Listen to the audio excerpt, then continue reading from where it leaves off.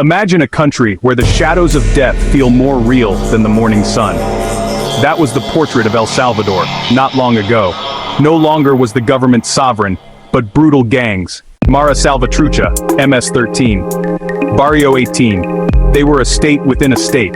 They controlled every inch of life. The narrow alleys of San Salvador. The remote countryside. The streets no longer belonged to the citizens, but were a stage for bloodshed. The sound of gunshots became a horrifying soundtrack, accompanying the days of a people trapped in endless fear. This was the bitter reality they faced every day. Young people were forcibly recruited, forced to choose, join or die. Small shop owners had to pay protection money to the thugs. That protection money was the ticket to stay alive.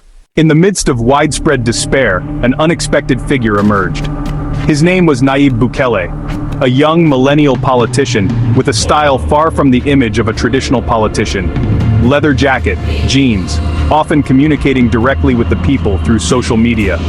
Bukele was not a product of the old political elite, who were seen as having completely failed to handle the security crisis.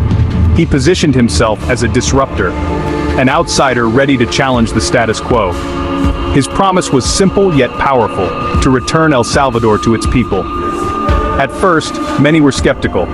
How could a former mayor possibly conquer the monster named MS-13? And Barrio 18? The former mayor was known for urban modernization projects and his populist image. Political analysts and human rights activists viewed him with suspicion.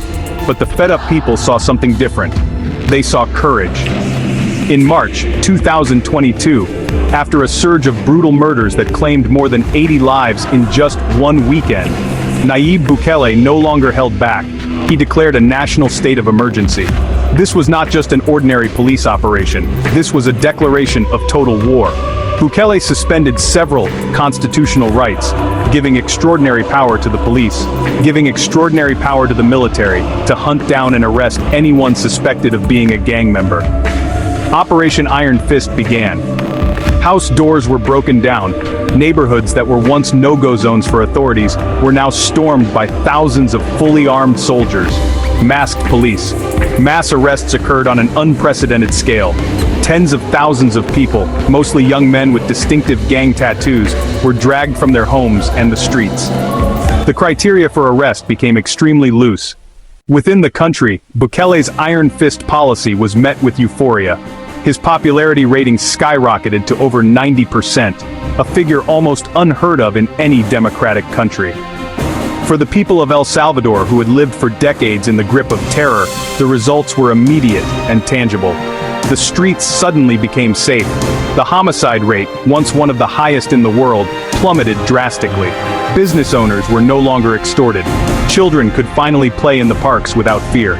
A long-lost freedom was felt once again. Ordinary people didn't care much about the criticism of human rights violations. For them, the right to live safely was the most fundamental human right. However, on the international stage, the story was very different. Amnesty International issued harsh condemnation. Human Rights Watch issued harsh condemnation.